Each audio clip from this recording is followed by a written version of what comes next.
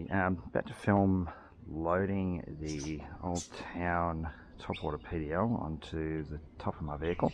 Going to be using the Rhino Universal Side Loader.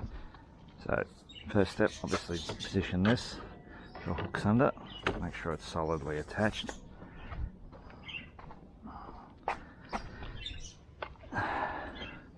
I always use the support bar. I mean, if you've got really light kayaks, you probably don't need to.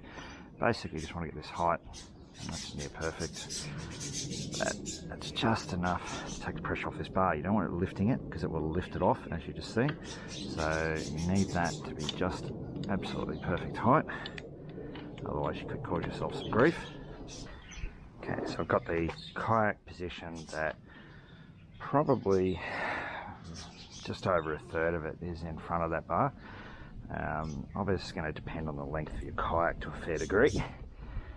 Now just raise that nose up.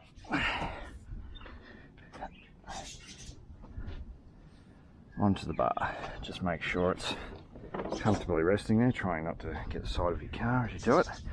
I've got it on the mat at the rear, because I obviously don't want to damage the kayak either, or have it slide off. Just lift.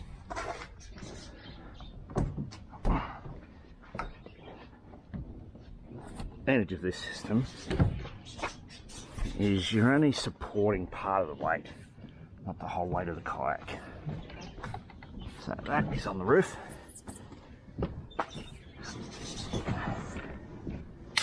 A simple case of sliding that out. Obviously that bar's just dropped out, but it did its job while we needed it to. So that's now up. Remove that. Padded bottom so you don't destroy your car. And we should grab these straps. So I use Kayak locking straps. A couple of reasons. One, because they obviously give a little bit of extra security, but also because they are quite a well padded strap as well. They don't do any damage to your kayak. Always throw it over with the lock on that side, or just the ratchet side if you're using a normal strap. When I say ratchet, please don't use ratchet straps. You can over tighten them on your kayak, and you will cause damage if you over tighten. So I just hang those there, front, walk around to the opposite side.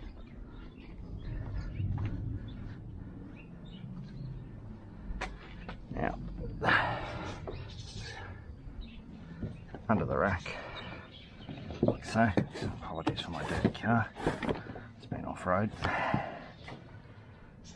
Throw that back over, just make sure the straps are sitting okay. I'll tidy that up when I get over the other side. And go over here and do the same. And just toss that over.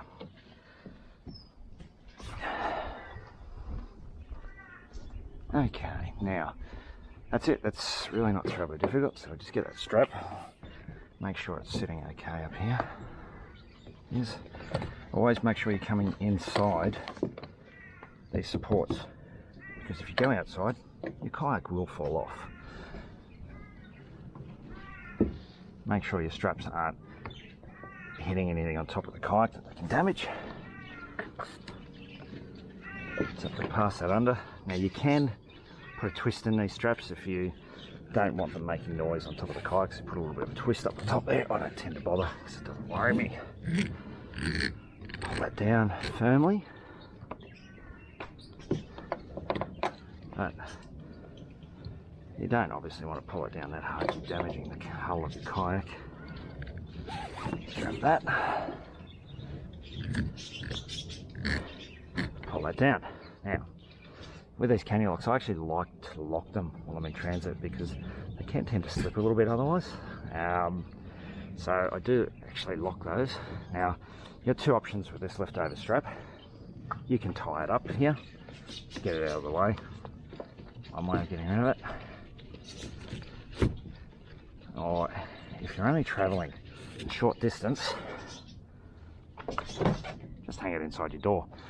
Now, do not do this if it's going to rain. That will act like a wick and it will fill your car with water. So just a quick tip. Obviously, removal is just a simple reverse of that procedure. Now, when you've got it up, before you go, give it a little wiggle. Make sure it is solidly up there. Okay, because if you move the straps either way, you'll notice they'll give a little bit. That one's still not too bad.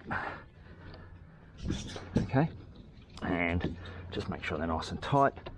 And that's it, job's done.